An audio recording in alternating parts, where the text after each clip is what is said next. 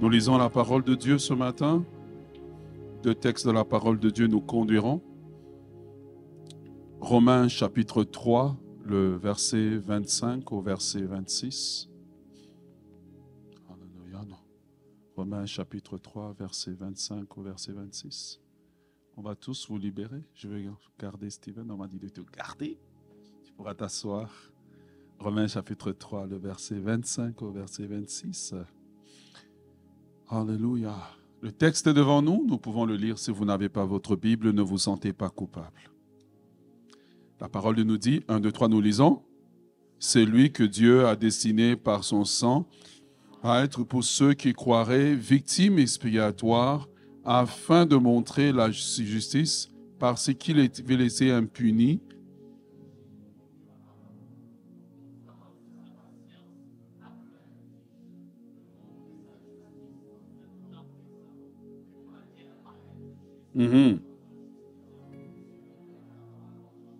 Waouh!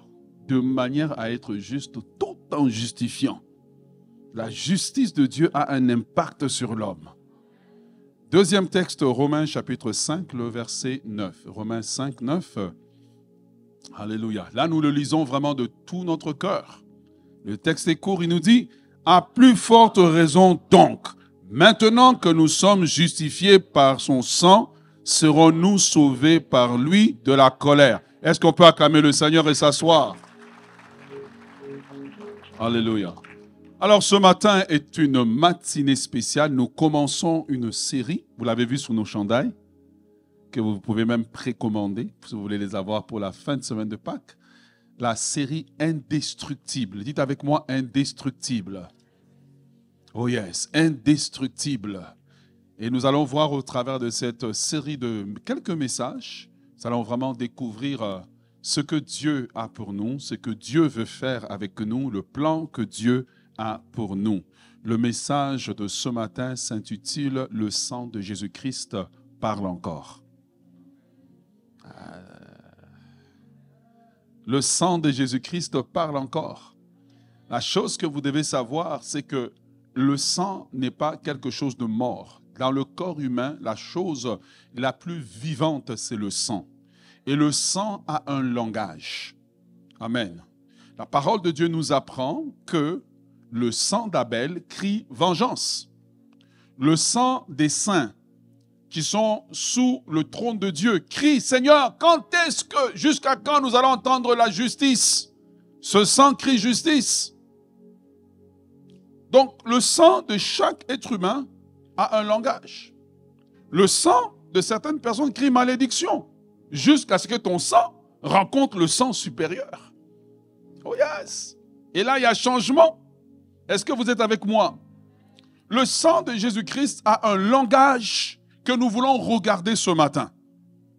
Les textes que nous avons lus viennent du livre de Romains, où l'apôtre Paul fait un travail magnifique et une révélation fantastique de nous présenter l'œuvre de la croix. Et une des choses que l'apôtre Paul va faire au travers des deux textes que nous avons lus, ce n'est pas de présenter seulement le sacrifice de la croix, mais c'est d'aller plus loin que de présenter que ce n'était pas parce que Christ était attaché à la croix, mais c'est parce que son sang a coulé et ce sang a fait un travail pour nous racheter. Et nous réalisons que la vie ou le christianisme n'est pas une philosophie. Ce n'est pas des histoires qui ont été habilement tissées pour effrayer, excusez le terme, les enfants pour aller au lit, ou les personnes âgées, ou pour manipuler des gens. Mais l'apôtre Paul dit que l'évangile est une puissance. Ça veut dire que l'évangile est vivante. Elle est vivante parce que le sang qui a été versé à la croix, ce sang est vivant. Ce sang est efficace. Amen. Est-ce que vous êtes avec moi? Et ainsi, nous comprenons que le message central de la Bible, ce n'est pas l'histoire. Ce n'est pas la science, bien qu'on peut trouver la science, l'histoire, la géographie, toutes sortes de choses dans la Bible. Mais le message central de la Bible, mes bien-aimés, alors que nous sommes en train d'aller vers la Pâque, le message central, c'est que l'humanité est perdue et vouée à la condamnation. Le message central, c'est que l'homme ne peut se sauver lui-même. La preuve, c'est que nous avons tellement de technologies, mais on dirait qu'au plus on a la technologie, on dirait que l'homme, sa nature sauvage, sa nature sauvage, sa nature mauvaise, elle paraît. Les gens ont des voitures. On pensait que la voiture va aider les gens à retourner plus vite après le travail. Au contraire, il a maintenant plus de temps pour aller faire 2-3 petites choses très rapides que personne ne saura jamais. Est-ce que vous êtes avec moi? Parce que le cœur de l'homme est mauvais, il n'existe aucun médicament qui peut solutionner le problème du cœur de l'homme qui est mauvais. Il n'existe aucun médicament, il n'existe aucun vaccin qui peut solutionner le problème du cœur de l'homme qui est mauvais. Alors, laisse-moi peut-être t'expliquer ce matin. Moi, là, si Jésus ne m'a pas sauvé, mon cœur, il est mauvais. Toi, là, si Jésus ne t'a pas sauvé, ton cœur est mauvais. Bien aimé, nos cœurs sont mauvais. Personne ne connaît son cœur. Il n'y a que Dieu qui connaît nos cœurs. Est-ce que tu es avec moi? L'homme s'est rébellant contre Dieu. Le second message sur lequel la Bible met l'accent, c'est que la colère de Dieu est sur tous les hommes à cause de la rébellion de l'humanité. Mais la Bible nous dit que Dieu, dans son amour, offre à l'homme le moyen de se réconcilier avec lui. Et le message vraiment sur lequel Dieu met l'accent, c'est qu'il n'y a de salut en aucun autre. En aucun autre. Il n'y a de salut en aucun autre.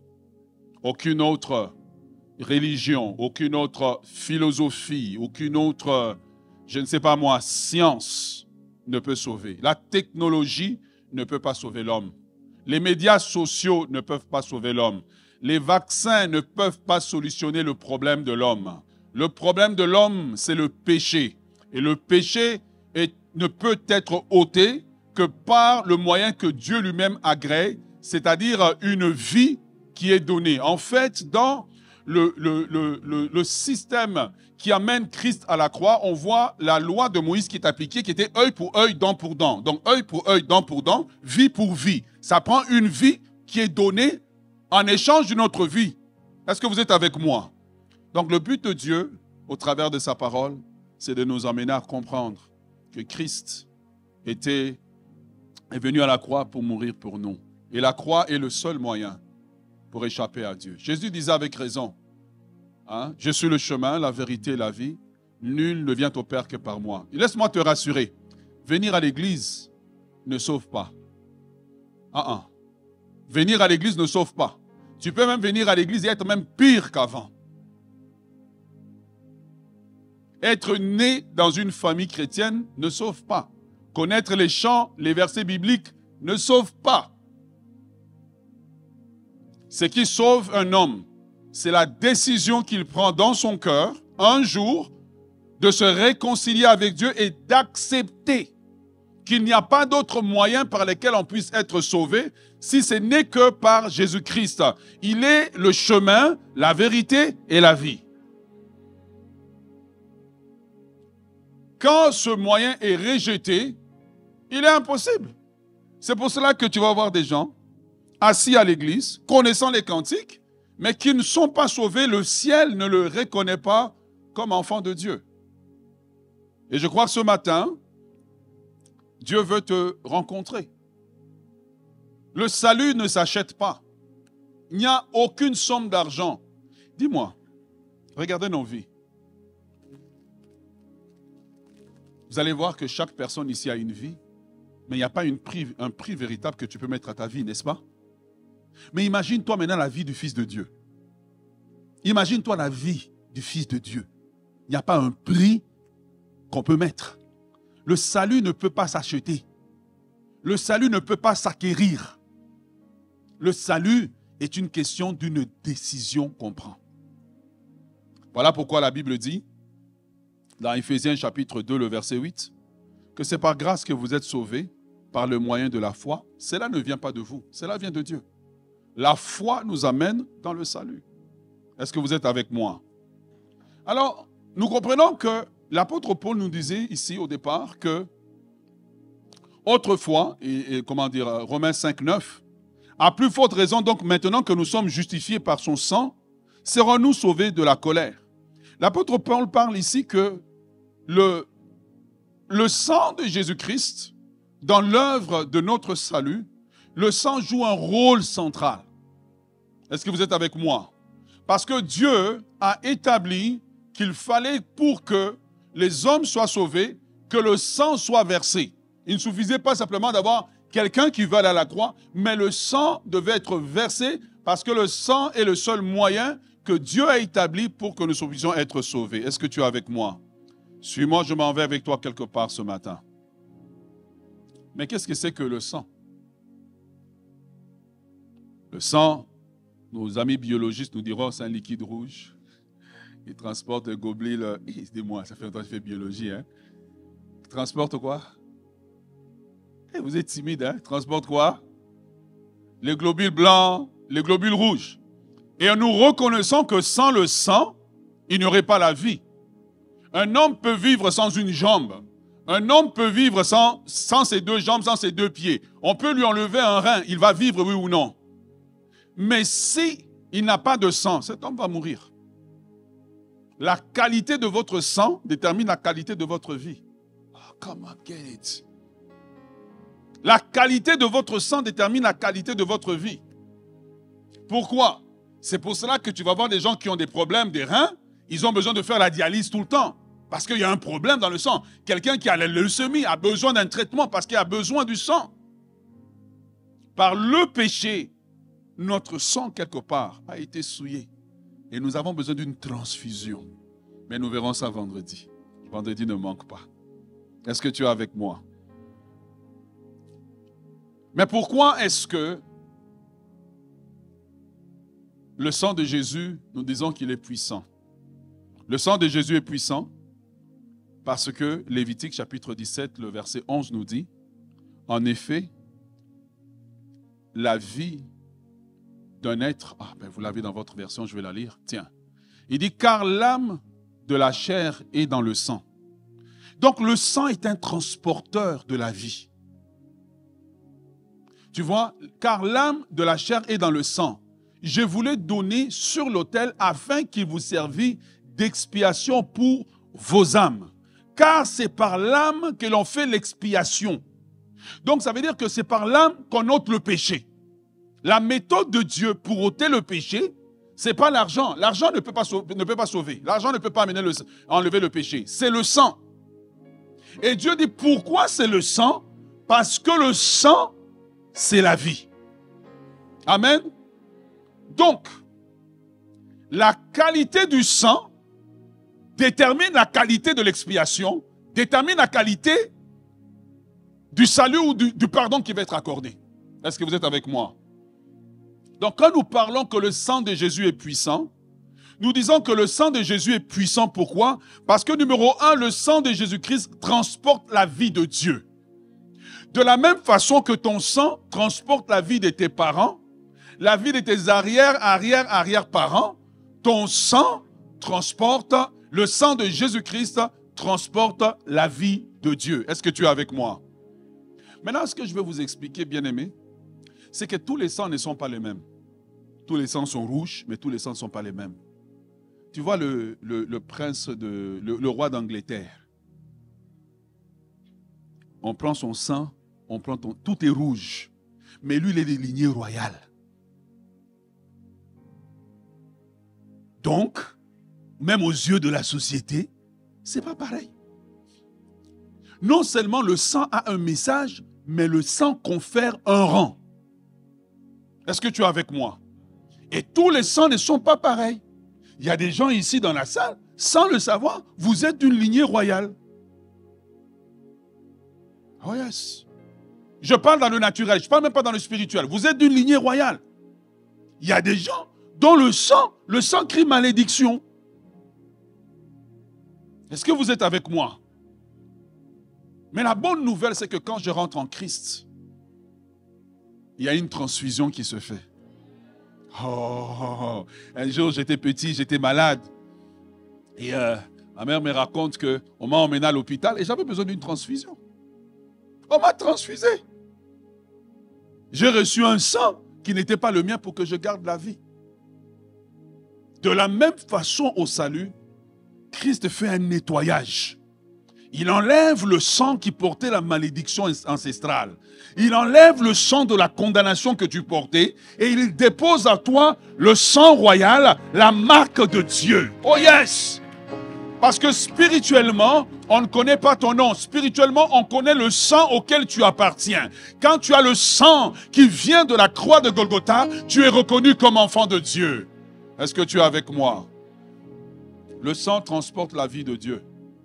2. Le sang de Jésus est puissant parce qu'il porte la nature de Dieu. Tous les attributs de Dieu sont transférés, sont portés par ce sang. Le sang est puissant parce que c'est un sang qui n'a pas connu le péché, qui n'a pas connu la vie d'Adam, la vie de péché. Vous savez, quand on parle de l'iniquité là, c'est des tendances à pécher, c'est déjà dans notre sang. Tu vois, l'enfant, il a des tendances à mentir. Tu vois un petit de 2 ans, surtout avec le chocolat ici. Tu as pris? Non.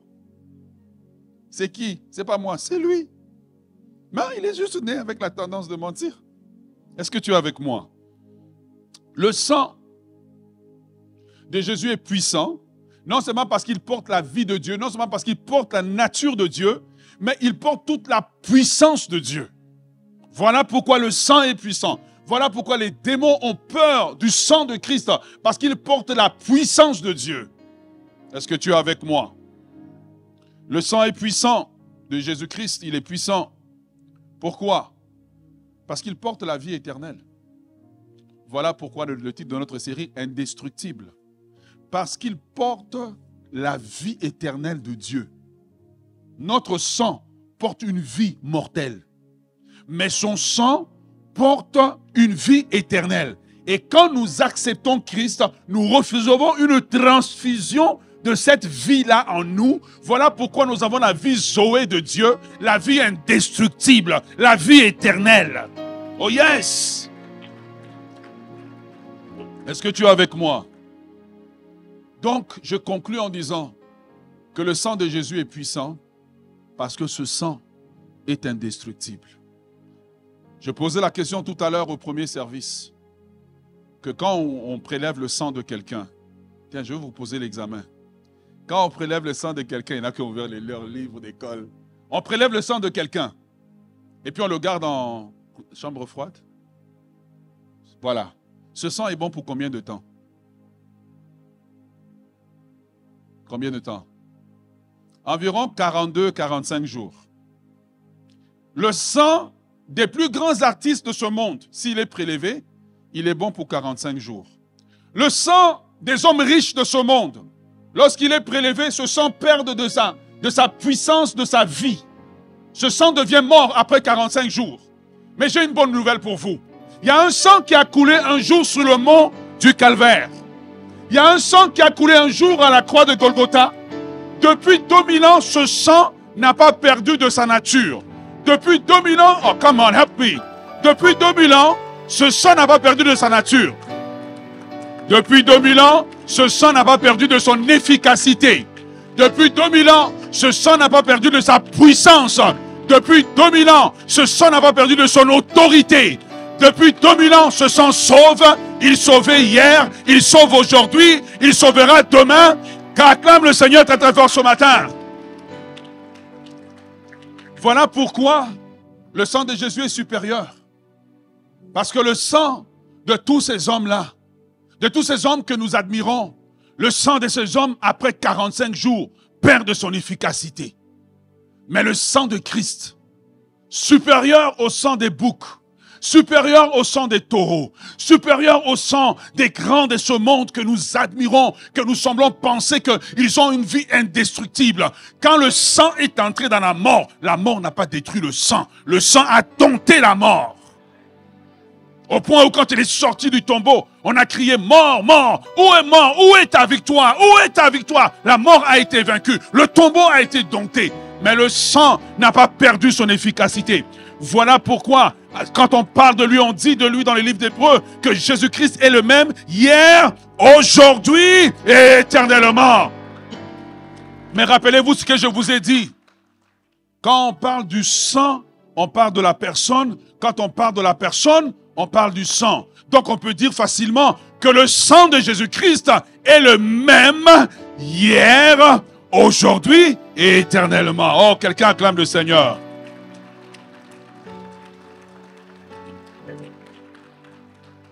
La parole de Dieu nous dit que le sang d'Abel crie vengeance. Le sang des prophètes qui ont été versés jusqu'à Malachie crie vengeance parce que chaque sang a un langage. Le sang parle et le sang de Jésus n'est pas différent des autres sangs. Ce sang a un langage et c'est ce langage que nous voulons voir pendant cette Pâque, que le sang de Jésus parle, il a un langage qui est audible, il a un langage qui est visible, il y a un langage qui a été manifesté. Est-ce que tu es avec moi? Ok. Quel est le langage du sang de Jésus? Numéro 1. Le premier langage du sang de Jésus, c'est l'amour de Dieu. Jean 3,16 nous dit que Dieu a tant aimé le monde qu'il a donné son Fils unique, afin que quiconque croit en lui ne périsse point, mais qu'il ait la vie éternelle. Il y a eu des gens dans l'histoire, j'aime bien l'histoire, comme le comte Dracula. On l'appelait en anglais Dracula the Impaler, parce qu'il aimait mettre les gens comme on fait le barbecue. Ce sang-là parle violence, mais le sang de Jésus parle amour. Amour, pas simplement pour moi, mais amour pour toi, amour pour l'humanité.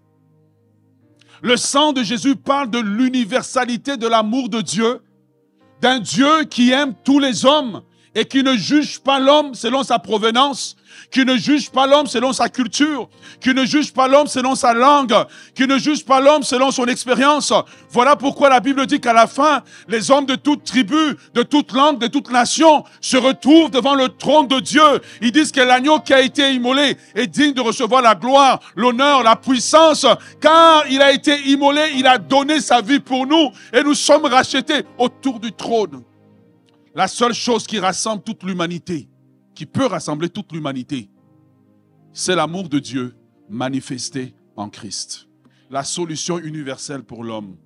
Romains chapitre 5, le verset 8, nous dit, mais Dieu prouve son amour. Oh yes! L'amour de Dieu a des preuves. C'est le sang qui a été versé. Mais Dieu prouve son amour envers nous. On sait que lorsque nous étions encore pécheurs, Christ est mort pour nous. Le premier langage du sang de Christ, c'est l'amour de Dieu pour ceux qui ne le méritent pas. L'amour de Dieu pour les menteurs. L'amour de Dieu pour les voleurs. L'amour de Dieu pour les tricheurs. L'amour de Dieu pour les fornicateurs. Pour voilà, les gens qui vivent dans toutes sortes de choses que l'on ne pourrait même pas dire publiquement.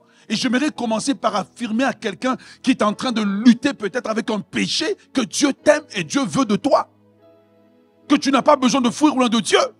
Que Dieu est à la recherche de toi. Dieu est à ta recherche comme il est venu à la recherche d'un Adam qui était perdu. Et Dieu dit, Adam, où es-tu? Peut-être ce matin, Dieu dit, Sylvie, où es-tu? Pierre, où es-tu? Je suis en train de te chercher parce que j'ai prouvé déjà que je t'aimais. Je ne t'aimais pas pour ce que tu as fait. Je t'aimais parce que je suis ton créateur. Numéro 2. L'amour de Dieu, le deuxième langage du sang de Christ, c'est le pardon. Le pardon inconditionnel. Dites avec moi le pardon inconditionnel. Vous savez, Dieu est différent des hommes. Il y a des hommes, avec les hommes, si tu lui as fait du mal, quand il t'a pardonné, il a fini de te pardonner, tu sens que la relation n'est plus la même. Avec Dieu, quand il a fini de te pardonner, la relation est meilleure. Oh yes! Tu vois, le pardon est le second langage du sang de Christ. Jean chapitre 1, le verset 12, nous dit, je vous écris, petits enfants, parce que vos péchés vous sont pardonnés à cause de son nom. Ok. Faisons un peu le rapport. À cause de qui? Ok. Son nom, c'est sa personne. Sa personne, c'est son sang. Donc on peut dire, Mettez-moi le texte, je ne sais pas si vous l'avez. Il dit, je vous ai écrit, remplacez le mot non par sang. Il dit, je vous ai écrit, petits enfants, parce que vos péchés vous sont pardonnés à cause de son sang. Yes. Le deuxième langage du sang de Christ, c'est le pardon inconditionnel du pécheur qui se répand. Vous savez, nous avons la tendance d'Adam, lorsqu'on a péché, surtout quand on te connaît comme un frère, une sœur à l'église, on te connaît comme un chantre, je ne sais pas, un serviteur. Quand tu as péché, la tendance c'est de se dire, je ne viendrai plus à l'église. Le message de Dieu qui est différent. Il dit, mon pardon, il est différent. Mon pardon dit, quand tu as péché, ne fuis pas loin de moi, viens près de moi. Viens près de moi. La vérité, c'est que le pardon de Dieu, il est tellement efficace qu'il pardonne n'importe quel péché. Il n'y a aucun péché qui peut résister devant l'amour et le pardon de Dieu. Et le diable tient tant de gens dans une culpabilité continuelle, te rappelant tes fautes, te rappelant combien tu es mauvais.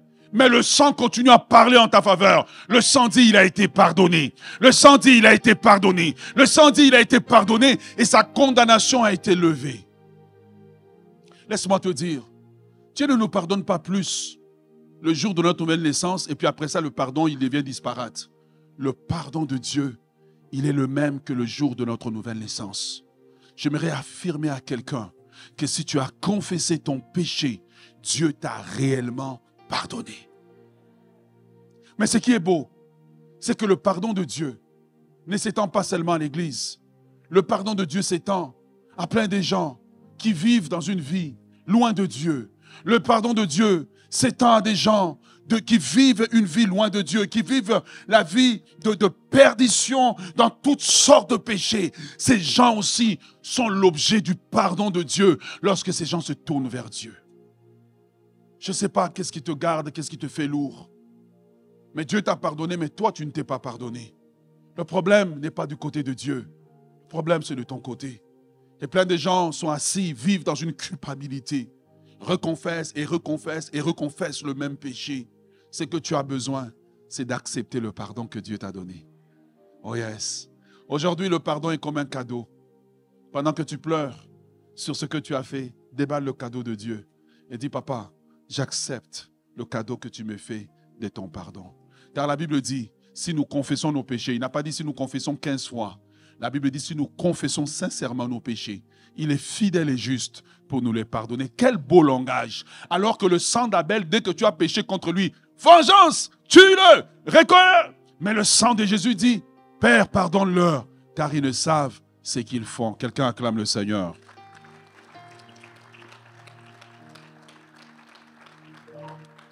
Le troisième langage du sang de Jésus, c'est le langage de la victoire. Oh yes, c'est le langage de la victoire.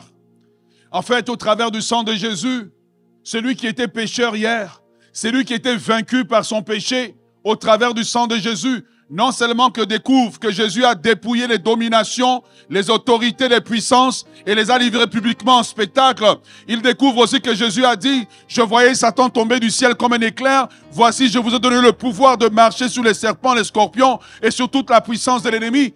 Mais cette personne découvre aussi que non seulement il y a ça, mais il découvre aussi qu'en Christ, il peut avoir la victoire sur ce qu'il a vaincu hier.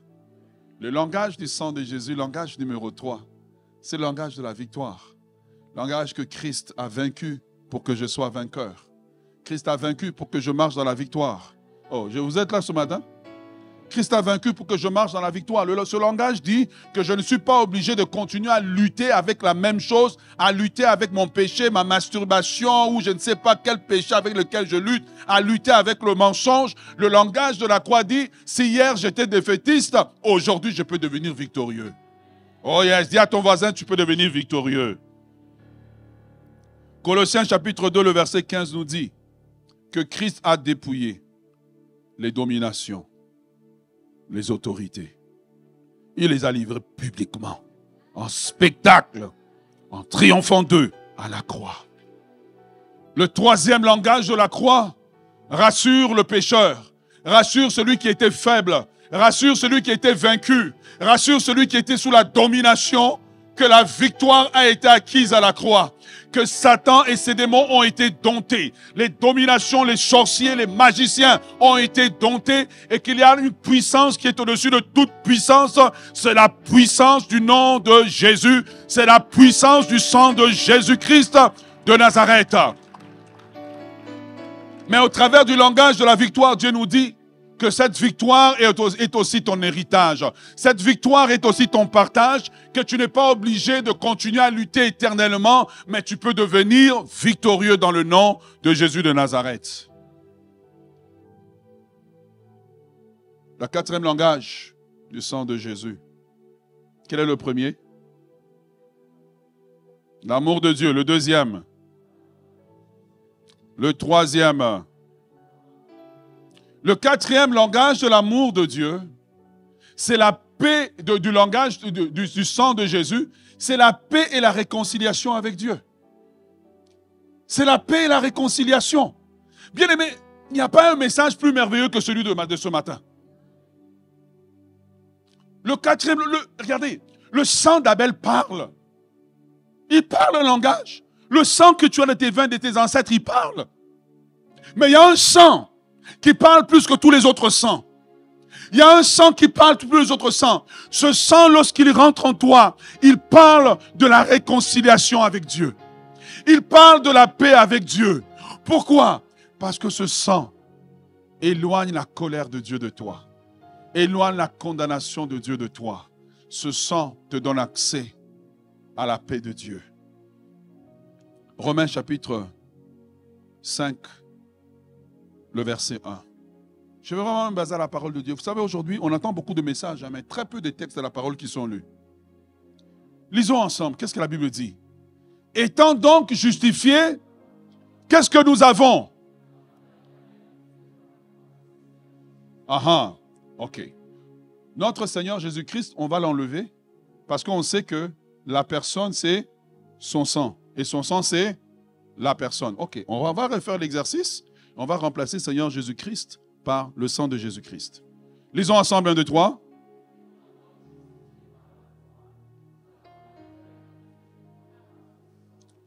Par le sang de Jésus-Christ. La paix avec Dieu ne peut pas s'acheter. La paix avec Dieu ne peut pas s'acheter. La paix de Dieu, avec Dieu, n'est pas comme la paix des Nations Unies. N'est pas comme la paix romaine. La paix avec Dieu est une paix qui commence aujourd'hui et qui finira dans l'éternité. La paix avec Dieu est le résultat du sang supérieur qui a coulé pour toi. À la croix, Christ a pris notre faute, il a pris nos péchés. Et tu sais ce qui est grave quand on prêche ça à des chrétiens, ils disent « Mais ça c'est un message de base. » Non. Mais quand tu n'as pas une bonne base, tu seras chancelant. Combien de personnes tu vois ne plus venir à l'église parce qu'ils sont tombés dans le péché? Parce qu'ils n'ont pas compris l'évangile. La paix avec Dieu, la réconciliation avec Dieu est le langage de Dieu qui dit aux pécheurs, tu peux te réconcilier avec moi. Qui dit aux pécheurs que tu n'es pas obligé de vivre loin de moi. Tu n'es pas obligé de te tenir loin de moi. Sale comme tu es, mon sang, le sang de mon Fils, a la puissance de te nettoyer et de te réconcilier avec moi. En d'autres termes, le sang de Christ dit à l'humanité que Dieu est disponible 24 heures sur 24, 7 jours sur 7 pour se réconcilier avec le pécheur. En fait, le sang de Christ dit que Dieu n'est plus en mode vengeance. Il est en mode réconciliation. Oh yeah. Dieu n'est plus en mode vengeance. Et ce qui est beau avec Dieu et le pécheur, Dieu ne demande pas au pécheur de faire semblant. Dieu ne nous demande pas de faire semblant d'être plus saint que l'on est. Dieu ne nous demande pas de faire semblant d'être plus juste que l'on est. Vous savez, j'aime beaucoup voir nos sœurs avec les talons. Tu vas la voir, 1,70 m. Amen. Et puis elle enlève les talons. Il y a une descente très rapide. Mais est-ce que vous savez qu'il y a des gens aussi qui ont des talons devant Dieu? Ils font semblant d'être plus saints qu'ils ne l'est. Par le message de la réconciliation du sang, Dieu dit, tu n'as pas besoin de faire semblant. Tu peux juste être toi-même et venir à moi tel que tu es. Et me dire, Seigneur, je me sens pourri. Je sens que je suis en train de mourir dedans, Seigneur. Je me sens sale. Seigneur, je me sens abandonné. Personne ne pourra m'accepter tel que je suis. Et venir à Dieu, dire, Seigneur, toi au moins je sais que tu peux m'accepter. Toi au moins je sais que tu peux me prendre. Toi au moins je sais que tu peux me laver.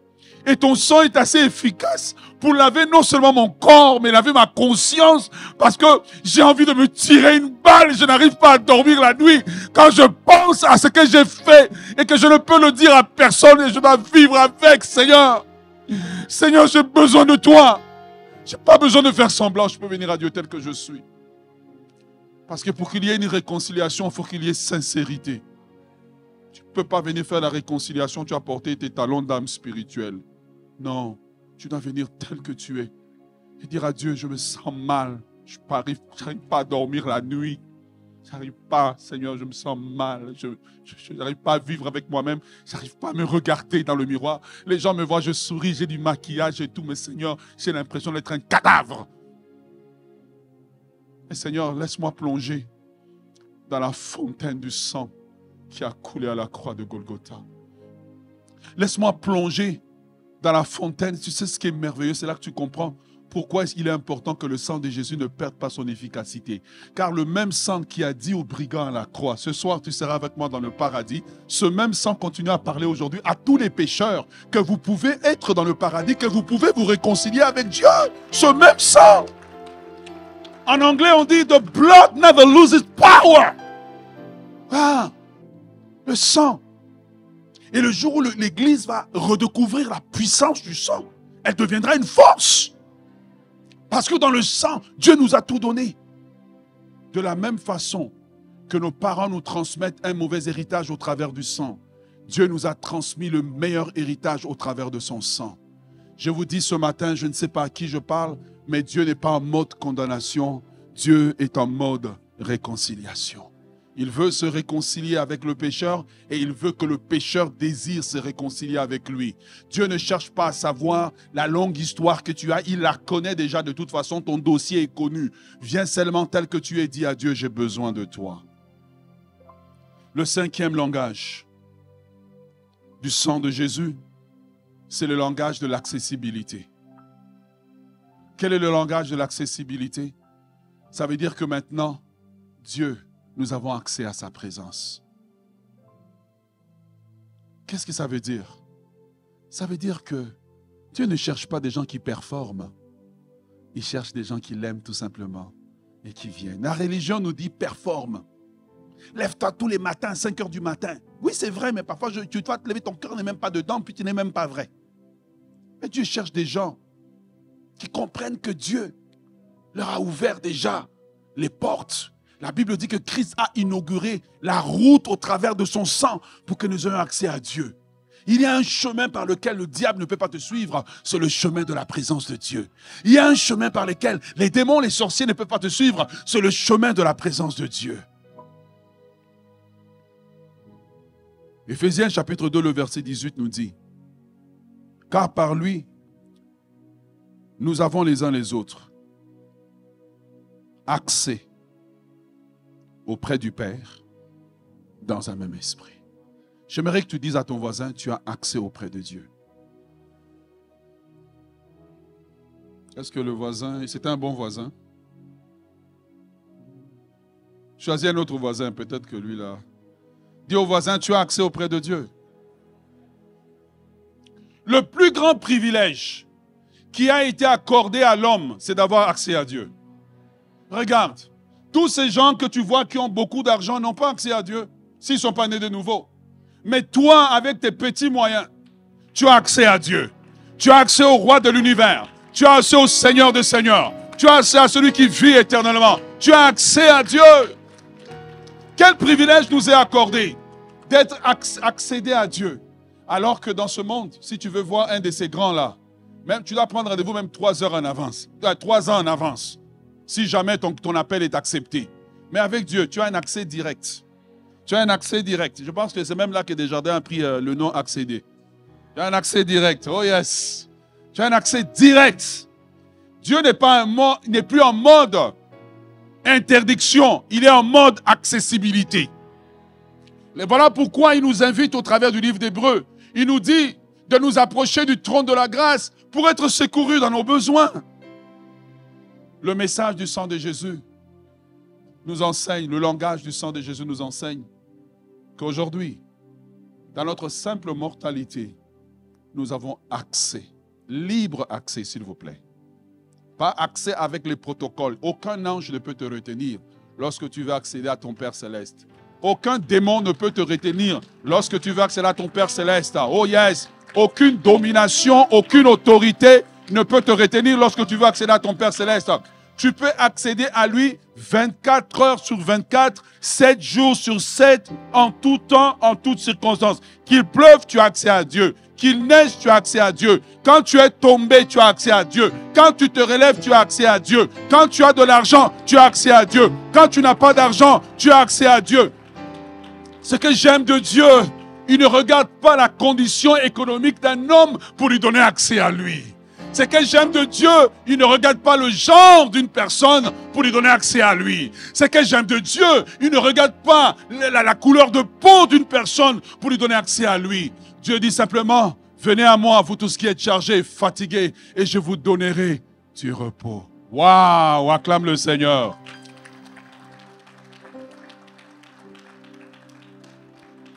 Mais qu'est-ce que cela veut dire pour nous aujourd'hui?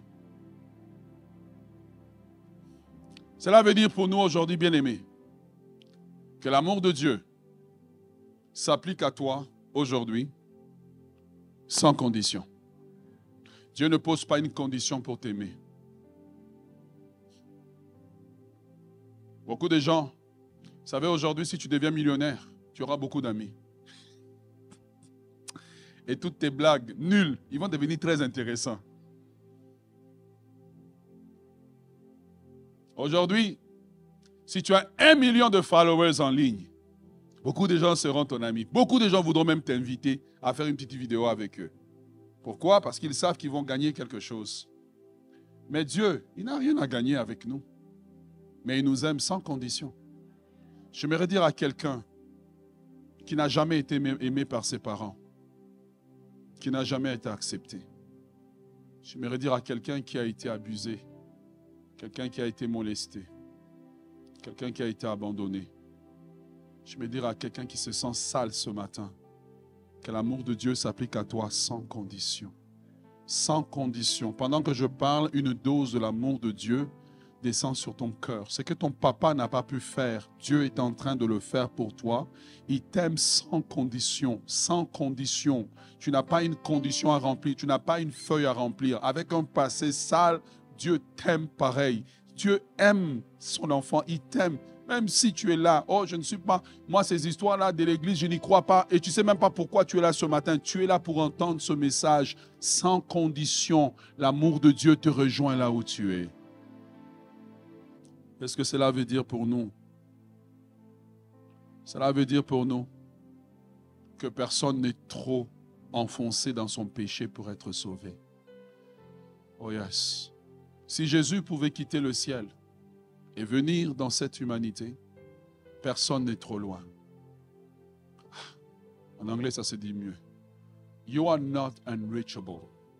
Tu n'es pas hors du périmètre du salut. Oh yes, I got it now, oh yes. Tu vois, un cellulaire peut être hors du périmètre. Mais le salut que Dieu nous donne, il va dans toutes les dimensions. Il n'y a pas, si tu vas en GSM, il est là. Si tu vas en LTE, il est là. Ah, si tu vas en quoi? C'est quoi le nouveau encore? En 4G, il est là. Quoi d'autre? Ah, si tu vas en 5G, tu vois, ceux qui ne sont pas techno, là, ils sont perdus. Si tu vas en 5G, il est là. Si tu vas dans les micro-ondes, il est là. Oh yes. Parfois, noyé dans ton péché, noyé dans l'alcool, noyé dans un péché immonde que tu ne peux pas dire. Tu vois, il y a des choses que tu as fait que tu ne peux même pas prononcer de ta propre bouche. Parce qu'on va croire que c'est quelqu'un d'autre. Noyé dans la saleté de ce péché, sous la condamnation des démons qui pointent sur toi en disant, toi, tu ne mérites pas de vivre. Le sang de Jésus apparaît. Et il dit, il mérite de vivre. Parce que je suis mort pour lui. Il mérite d'avoir la vie. Parce que j'ai été crucifié. Mes mains ont été percées. J'étais nu sur cette croix. J'ai porté sa honte. Comment oses-tu maintenir cette créature dans la honte? Mon sang a coulé. Mon côté a été percé. Et ce sang coulé, non pas sur le sol, mais ce sang coule dans sa vie. Et ce sang est indestructible. Mais il détruit tout ce qui s'oppose à lui. L'amour de Dieu, inconditionnel, mais le pardon de Dieu aussi, qui rejoint le pécheur dans la plus profonde mare du péché. C'est que tu ne peux pas dire à ton père, à ta mère, à tes frères, c'est que tu ne peux pas raconter à quelqu'un. Dieu dit, tu peux me le dire à moi, je t'écouterai et je te sortirai de là. Tu n'es pas obligé de vivre en te cachant. Tu n'es pas obligé de vivre en regrettant. Il y a un jour où tu pleures, mais le jour où l'évangile rentre dans ton cœur, c'est le jour où tu te réjouis. Pourquoi? Parce que ta condamnation peut être levée. Oh yes. Personne n'est trop loin pour être hors. Personne n'est hors du périmètre du salut. Tout être humain est dans le périmètre du salut. Car Dieu a déjà prouvé son amour. En ce que lorsque nous étions encore pécheurs, Christ a donné sa vie. La question ce matin, c'est est-ce que tu sortiras comme tu es rentré ici? Tu es assis dans ces bancs, tu viens à l'église, mais tu n'as jamais donné ta vie à Christ. Même quand tu as accepté ce jour-là, c'était religieux, c'était mental. Mais c'est ce matin que tu comprends ce que la Bible nous dit. Il n'y a personne. Il n'y a personne. Il n'y a personne qui est loin, trop enfoncé dans son péché pour que Dieu aille le chercher. Il n'y a personne. Il n'y a pas un péché qui est trop mauvais pour Dieu. Il n'y a pas un péché qui est trop noir. Le sang de Jésus a la capacité de te nettoyer pour que enfin tu te sentes propre. Oh yes. Il ne nettoie pas seulement ta conscience, il nettoie aussi ton appareil génital. Il nettoie ton corps, il nettoie tes mains. Il nettoie ton être entier. Il te nettoie entièrement. C'est que l'eau de Javel ne peut pas faire, le sang de Jésus peut faire. C'est que le savon ne peut pas faire, le sang de Jésus peut le faire. Oh yes, il peut le faire et il est en train de le faire pour toi ce matin. Ce matin, c'est la fin de la condamnation et c'est le début d'une nouvelle vie parce que Dieu est en mode salut. Est-ce que tu es avec moi?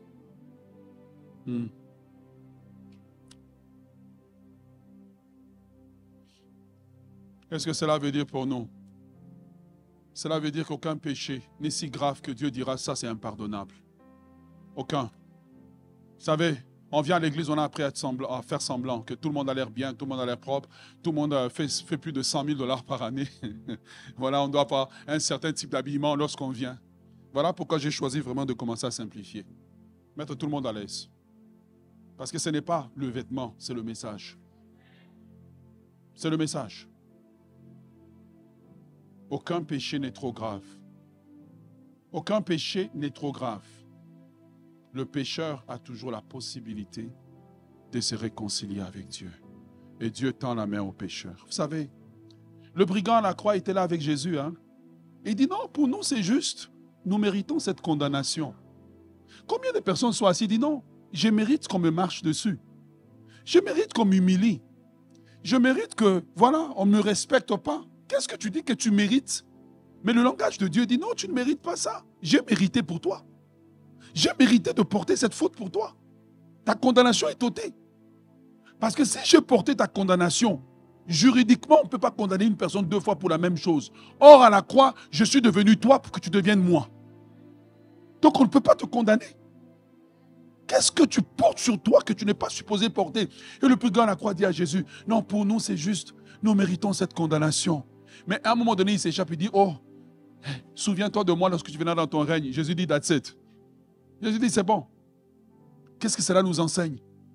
Même à la dernière minute, tu peux être sauvé. Même à la dernière minute, ta vie peut changer. Cela nous enseigne qu'avec Dieu, il n'est jamais trop tard. J'aimerais dire à quelqu'un qui pense à se suicider, qui pense à se faire du mal, ne fais pas ce que le diable est en train de vouloir que tu fasses.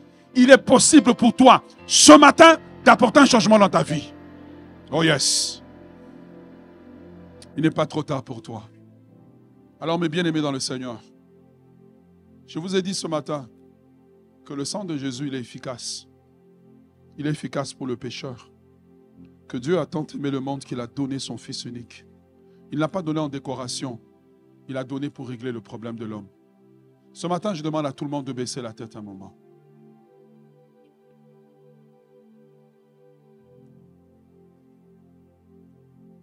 Ce matin, je voudrais lancer une invitation. Premièrement, à ceux qui sont ici et qui n'ont pas encore fait la paix avec Dieu. Ou tu le fais pendant que je prêche, tu te rends compte, mais en fait, moi, quand je l'ai fait, c'était intellectuel. À ceux qui n'ont pas encore accepté Jésus-Christ comme leur Seigneur et Sauveur personnel. Ce matin, la fontaine du sang précieux de Christ qui nettoie le pécheur et qui lui donne accès à Dieu est ouverte. Ce matin, c'est ton opportunité de te réconcilier avec Dieu. Ce n'est pas le temps de regarder ton voisin. Oh, au jour du jugement, les religieux seront surpris. Jésus dira, je ne vous ai jamais connu.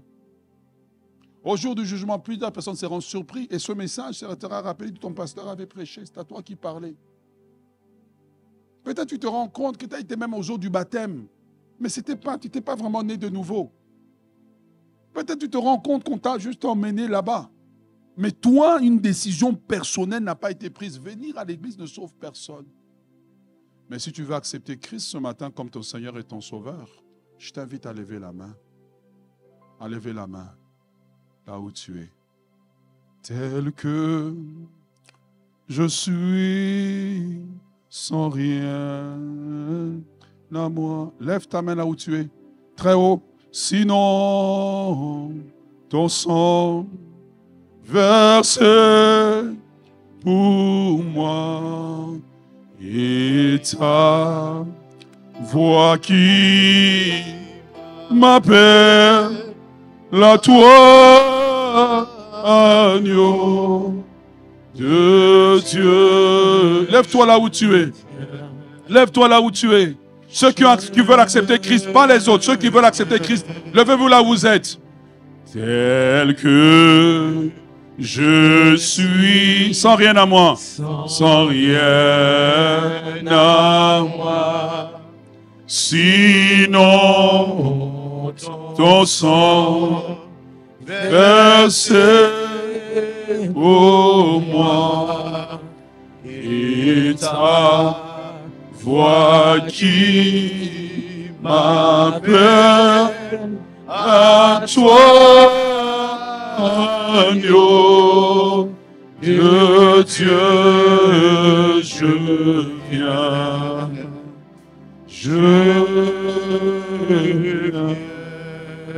Je vais inviter toutes les personnes qui ont levé leurs mains pour accepter Christ comme leur Seigneur et Sauveur. N'aie pas honte. Oh, on me connaît à l'église, regarde, c'est entre toi et Dieu. Avance-toi ici devant. Pendant que tout le monde est en train d'acclamer, avance-toi ici devant. Avancez ici devant, venez.